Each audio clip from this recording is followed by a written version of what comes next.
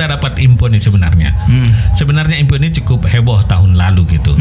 Adanya siswa yang saling robek rok. Ya, Itu viral loh ini. betul, betul. Sebenarnya apa sih yang terjadi saat itu?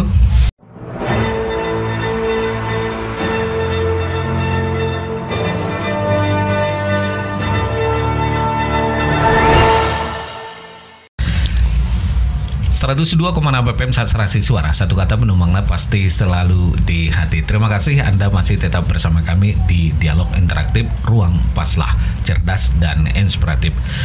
Kali ini kita mengulik perjalanan sejarah dan juga mengulik bagaimana proses perjuangan seseorang mencapai sukses pada posisi sekarang. Kali ini Nuh, sejarah pendidikan dan keluarga, yang kita mengulik bagaimana proses perjuangan beliau sehingga saat ini mampu menjabat sebagai Kepala SMA Negeri 1 Panyabungan. Baik sahabat Start FM, kami tetap meminta komentar Anda nanti di kolom Facebook kita di laman Facebook di startfmmadinah.com. Anda juga dapat mengakses acara ini lewat live streaming kita di www.startfmmadinah.com dan juga live secara langsung di laman Facebook atau fanpage Radio Start 102,6 FM. Kita lanjut sahabat di Start FM.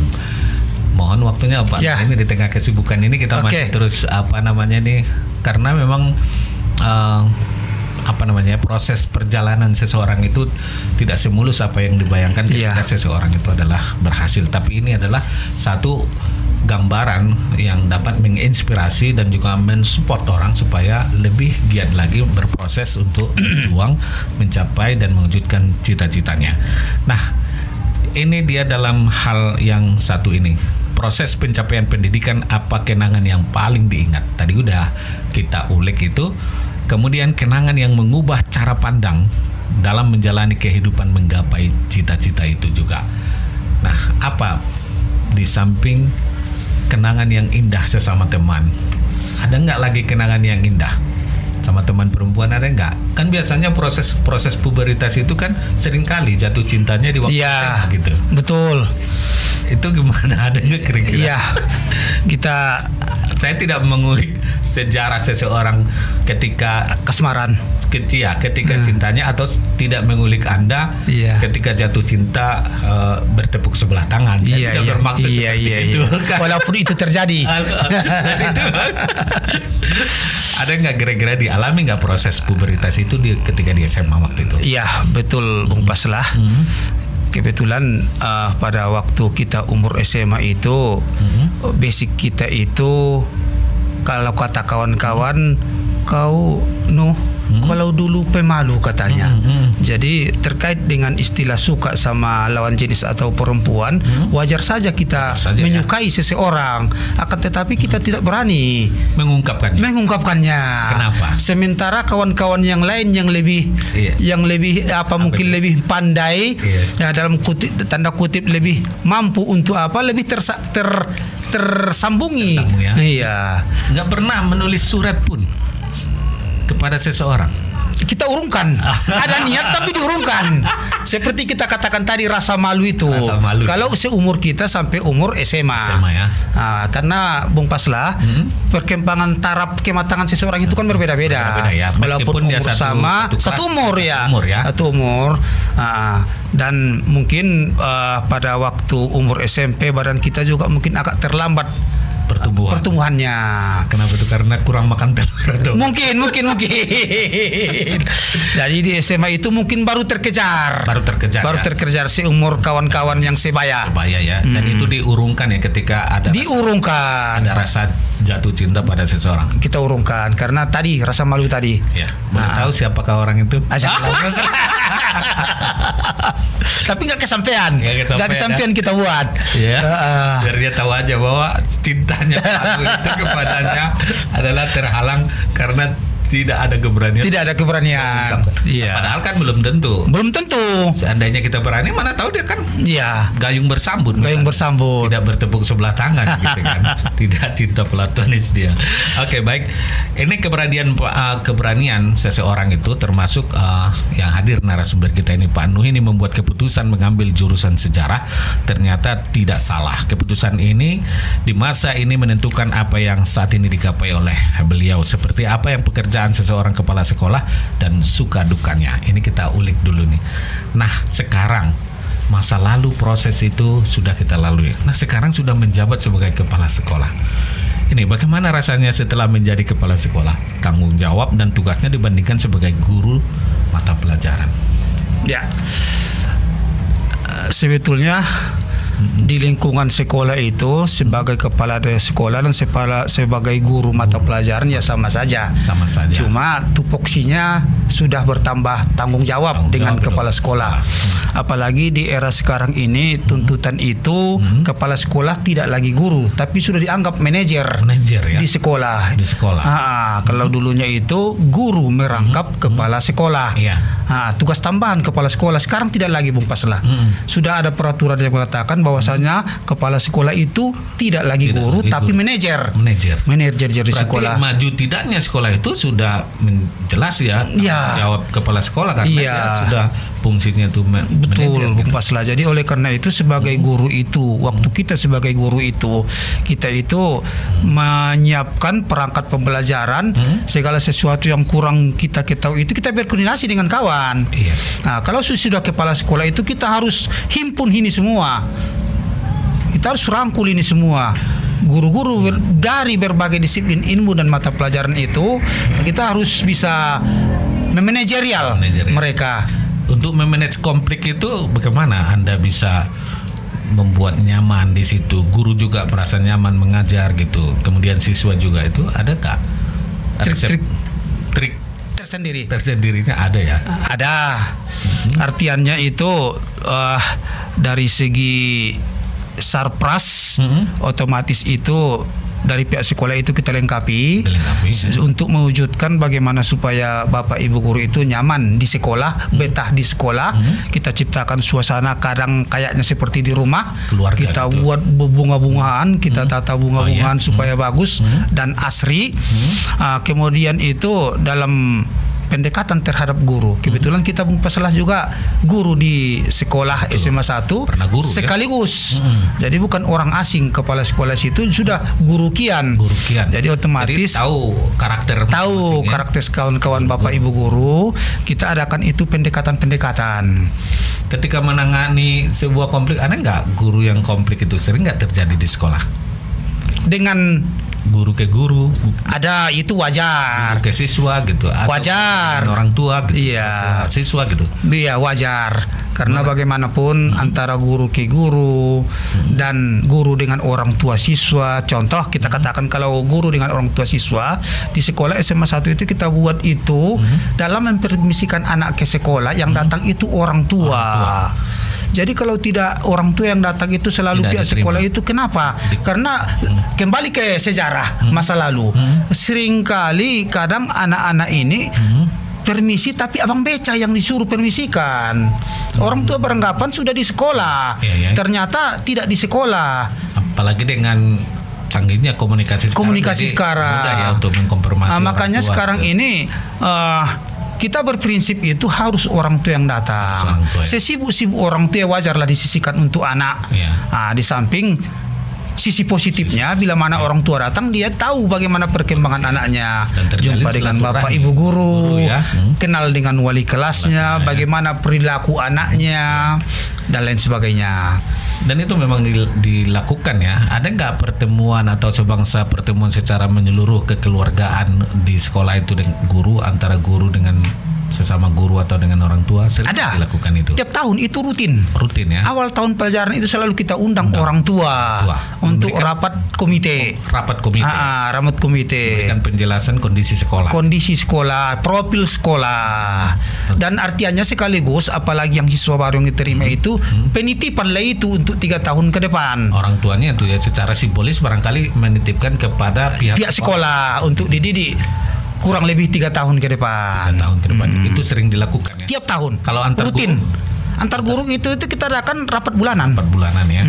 Rapat Evaluasi bulanan gitu ya. Iya, evaluasi. Dan itulah teknis yang paling utama yang dilakukan untuk artinya supaya silaturahmi. Iya. Iya. Kalau ada sedikit rezeki, kita pernah bawa guru-guru kita ke Danau Singkara. Dan itu juga teknis ya. Ya, salah satu teknis. Teknik untuk mempersatukan, ya, mempererat. Tapi kan tidak jarang misalnya apalagi dalam era sekarang mudahnya orang ya, artinya etika itu memang agak kurang sekali. Mudahnya orang untuk melakukan mosi apa dan betul sekali Bung Pas. Pernah nggak dialami itu selama kepala sekolah? Mudah-mudahan enggak. Udah ya. Tapi cara penerapan yang tadi ya. Penerapan yang tadi, bagaimanapun kita di skop sekolah itu, baik itu guru, wali kelas, guru BPK, ada wakil kepala sekolah, pembina OSIS itu, bila mana ada pelanggaran dari siswa itu, kita berikan penjelasan, kita panggil orang tua. Alhamdulillah setelah panggilan pertama banyak yang mereka itu sudah tidak lagi mengulangi perbuatannya. Gitu ya. Ada surat pernyataan. Ada kontrol yang ketat dari pihak sekolah ya. Itu yang harus dilakukan. Betul. Gitu ya. Nah ini kan sebagai kepala sekolah punya tanggung jawab yang luar biasa gitu ya. Artinya kemajuan dari sekolah itu tergantung bagaimana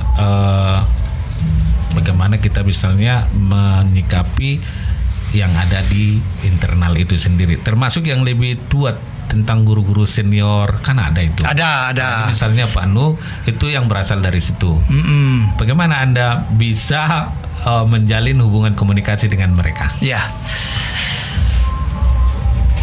Alumni 1987 di SMA itu masih banyak guru-guru muda yang saya di sekolah di situ. Jadi begitu puluh tahun waktu berputar, saya jadi guru dan jadi kepala di sekolah, masih saya temui guru-guru saya di situ.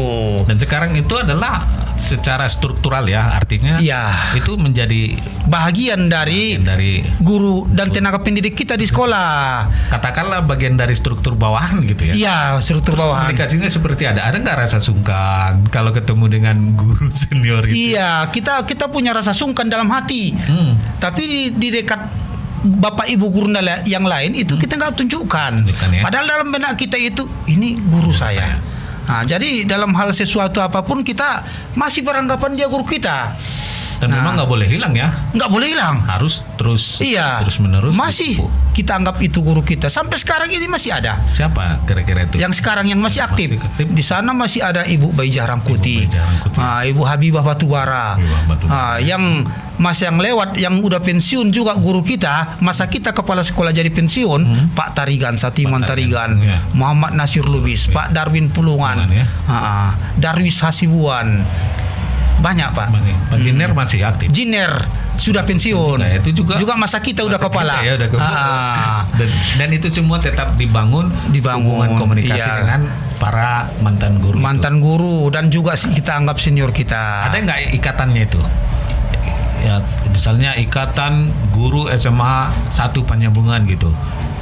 Atau ikatan kalau alumni kan ada. Alumni ada. Pasmada misalnya. Pasmada. Kalau guru-guru ada nggak tuh? Apanya? Keskel. Kesejahteraan keluarga.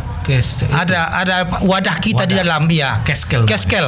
Itu sebangsa arisan juga. Sebangsa arisan. Ketemu reunian gitu. Iya, suatu waktu kita buat bila mana dibutuhkan. Berarti udah berapa jumlah sampai saat ini mantan guru SMA? Udah ratusan ribu atau sudah ratusan? Ratusan. Di angka 300 ya? Belum sampai. Berarti 200-an yang sudah mengabdi di SMA 1. Iya, mengabdi dan sudah masuki masa pensiun. Dan sudah berpulang juga banyak ya. Banyak. Rahmatullah ya. Iya, semoga lapang-lapang dalam kubur. Dan apa yang diajarkan itu terus mengalir. Iya, itu dia. Nah, satu lagi nih Pak Nuh, kita dapat info nih sebenarnya. Sebenarnya info ini cukup heboh tahun lalu gitu. Adanya siswa yang saling robek rok. Iya. Itu viral loh ini. Betul. Sangat viral. Betul sekali. Di sekolah gitu. Sebenarnya apa sih yang terjadi saat itu? pingin tahu aja kita. Oh ya, pada waktu itu kebetulan saya pada waktu itu ada pertemuan kepala sekolah SMA SMK Sumatera Utara bersama Bapak Gubernur di Rindam, Pematang Siantar. Nah, jadi itu terjadi pada waktu saya masih di Pematang Siantar. Jadi saya dapat kabar dari wakil kepala sekolah. Biasanya kalau saya memang ada tugas luar lebih 2 hari, saya buat surat pelimpahan tugas kepada salah satu wakil untuk yang berbau tidak prinsip untuk menjalankan kebijakan di sekolah. Saya dengar info adalah kejadian yang seperti itu. Aksi robek rok gitu. Robek rok. Kenapa dia robek rok siswa? Yang berawal dari iseng ya. Namanya juga remaja ya. Iseng. Jadi saling dan merupakan sesuatu yang menyebabkan ribut pada waktu itu di sekolah. Pada jam istirahat. Itu. Lalu karena diupload di medsos gitu jadi viral dia. Tindakan itu memang dilakukan ya. Dilakukan oleh para siswa untuk mengantisipasi dan supaya tidak terulang hal sepertian itu berdasarkan keputusan Dewan Guru. Mereka tidak kita pecat, tapi dipindahkan. Atas izin dengan Kacabdis Sidimpuan. Berarti tidak punya hak, kan sekolah sebenarnya tidak punya hak untuk memecat atau mengeluarkan siswa begitu ya? Iya. Kita tidak melarang siswa ini untuk sekolah. Di mana dia pun di sekolah kan sama. Nah, cuma kalau di SMA 1 nggak bisa lagi Bapak Ibu guru berdasarkan rapat itu takut menular nanti kalau dibiar-biari demi nama baik sekolah SMA Negeri 1, apalagi ada seperti Bung Pasla katakan itu Pasmada yang selalu menopang kita secara mengkontrol ya. Mengkontrol. Pokoknya banyak plus-plusnya. Banyak plus-plusnya dari alumni ini.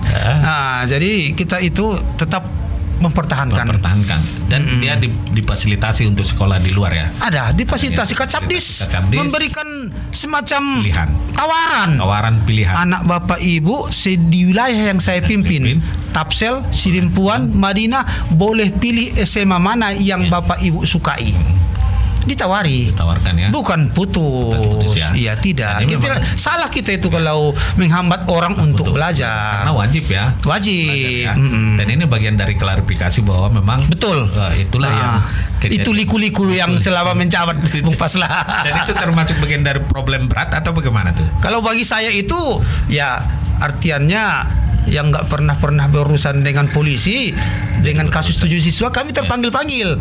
Nah, tapi dukungan dari Kacabdis kita itu yang sangat membantu dan Ketua PGRI SMA, MKKS SMA SMK dan Ketua PGRI-nya Pak Usin turut hadir bersama kita dan sangat mendukung demi untuk generasi ini tidak dalam versi yang lain.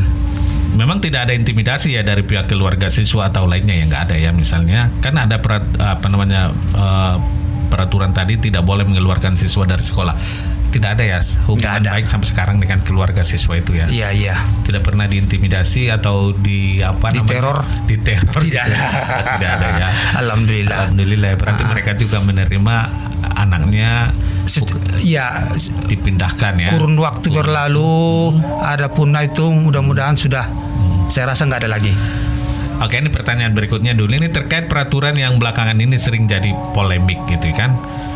Seperti tidak boleh memecat siswa, tidak boleh memukul atau mencubit siswa, dan sebagainya. Pandangan Anda sebagai seorang guru dan sekarang sebagai kepala sekolah, bagaimana cara mendidiknya?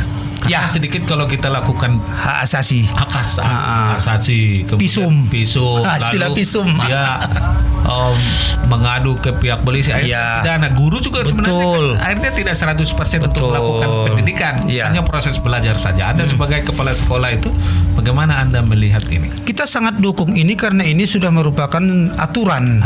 Tidak boleh menangani siswa. Efeknya ini kalau kita kaji. Saya juga waktu SMP 1 sering ini roll panjang dipukul ini. Duluan saja guru setelah istirahat masuk ke kelas, ini tangan saya ini sudah kena roll. Tapi kan kita makin baik. Makin. Nah, sekarang enggak gitu. Gimana efeknya setelah tidak boleh melakukan tindakan fisik, begitulah kira-kira. Ya, kita tetap berupaya Bung Paslah. Contoh, tidak boleh menggunting rambut siswa secara sembarangan. Ya. Itu kita masih terapkan, kita suruh anak-anak yang gondrong kasih gunting. Kita kontrol, kalian saling pangkas. Jangan kita yang pangkas. Gitu. Kalau kita coba supaya aturan. Tidak, bukan menyalahi, kita lihat di medsos. Iya. Banyak kali kadang karena digunting guru. Lalu dia mengadu. Orang tua komplain dan lain sebagainya. Jadi untuk spesial demikian, niat kita terlaksana, tapi caranya lebih tidak menyalahi seperti yang kita katakan tadi. Ini kan aturan dan tidak dilakukan oleh guru lagi. Ya, efeknya terhadap siswa itu bagaimana? Makin baiknya siswanya atau makin, saya tidak mengatakan makin merajalela. Ya, ini kan polemiknya. Iya. Fenomenanya di situ, dilemanya seperti itulah kira-kira itu. Kalau boleh kita katakan memang karena tak bisanya kita katakan makin buruk.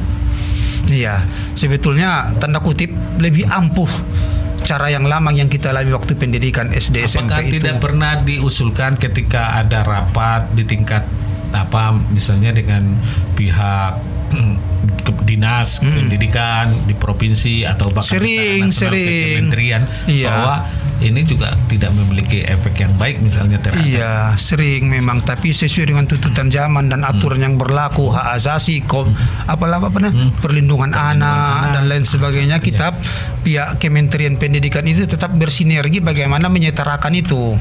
Otomatis aturan yang dari atas itulah yang kita terapkan. Apakah tidak berakibat juga sama guru? Artinya tidak begitu peduli guru terhadap siswa. Itu ada nggak kira-kira begitu saat ini? Ada, tapi kalau untuk sekolah kita itu kita tetap upayakan. Walaupun itu ada, banyak cara Bapak untuk mendidik siswa. Seemosi-emosinya Bapak terhadap siswa yang di luar kontrol perangainya itu tinju dinding, saya katakan. Gitu. Jangan ke si anak, lampiaskan ke dinding. Iya, itu kan misalnya ke gurunya, tapi efeknya besok-besok siswanya tetap melakukan itu BP, ada penanganan di BK, guru BK gitu ya. Ya, apalagi guru BK itu kita itu perempuan, otomatis perempuan itu lebih tahu menyampaikan kepada si anak. Konselingnya. Iya, gurunya mungkin yang agak guru itu melapor ke guru BK. Nah, lalu apa tindakan sekolah untuk meminimalisir, artinya mengurangi kenakalan siswa itu? Ya, dari awal Bung Paslah, saya selaku kepala sekolah itu insya Allah jam 7 lah kalau tidak ada tamu, tidak ada apa, walaupun kurang 5 menit, lewat 5 menit, lewat 10 menit.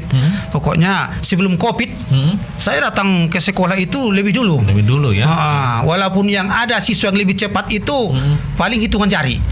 Jadi saya upayakan itu menyelami anak-anak di depan. Saya ajak guru-guru, ini belum Covid ya. Karena salaman itu dilarang di protokoler. Jadi saya ajak guru-guru untuk bersalaman. Waktu salaman ini sengaja saya tanya ini, sholawat subuhnya kau Mang? Banyak di antara mereka yang tidak selalu subuh. Kalau Pak Saiful gurunya, saya bilang itu, ada siswa Bapak tidak sholat, Bapak nasihati. Mudah-mudahan di hari berikutnya saya tanya itu sudah sholat. Dan begitu anak-anak masuk ke ruangan, saya itu kontrol keliling itu masalah, termasuk ke belakang Tapanuli. Sering itu naik kendaraan roda 2 saya, sepeda motor, naik Vario, saya bonceng dari belakang Tapanuli 3 orang naik. Saya bilang begitu naik anak SD 3 hore kata orang itu disoraki. Saya serahkan ke BP, saya lacak lagi ke sawah-sawah sana, ada yang lari, pernah saya kejar itu. Sampai ke kuburan Cino, sampai makin cepat mengejarnya, makin cepat mereka. Ya, lebih cepat mereka, tapi upaya ada dari kita. Minimal di antara mereka yang lari itu dapat satu nama, besoknya bisa sudah. Jadi cara itulah yang dilakukan ya, pendekatannya yang persuasif istilahnya. Kemudian etikanya itu dan juga akhlak ya. Iya, tetap kita tanamkan itu. Itulah cara-cara yang efektif sekarang untuk meminimalisir kenakalan siswa itu ya. Kemudian pagi-pagi itu selalu kita buat itu baca Quran. Iya, pada hari-hari tertentu kan. Siraman rohani ada? Ada dari Ustadz, ada. Ustadz Saiful. Ustadz Saiful. Di anak-anak di kelas sering Ustadz Saiful ini bukan di kelas, dia bawa ke musola belajar. Itu juga efektif juga ya? Efektif. Suruh berjamaah juga kita laksanakan di sekolah. Oke, Pak Pak Nuh, tanggung jawab yang besar membutuhkan jiwa yang besar pula. Terlebih menjadi pemimpin di sebuah organisasi atau institusi, katakanlah ini di sekolah tingkatan menengah atas gitu. Peraturan saja tidak bisa mengatasi setiap permasalahan yang ada. Dibutuhkan intuisi dan kepekaan hati. Berarti hati yang bicara. Apa yang menjadi target dan harapan Pak Nuh ke depan ini kita simak dan kita ulik selepas pariwara berikut ini. 102.6 FM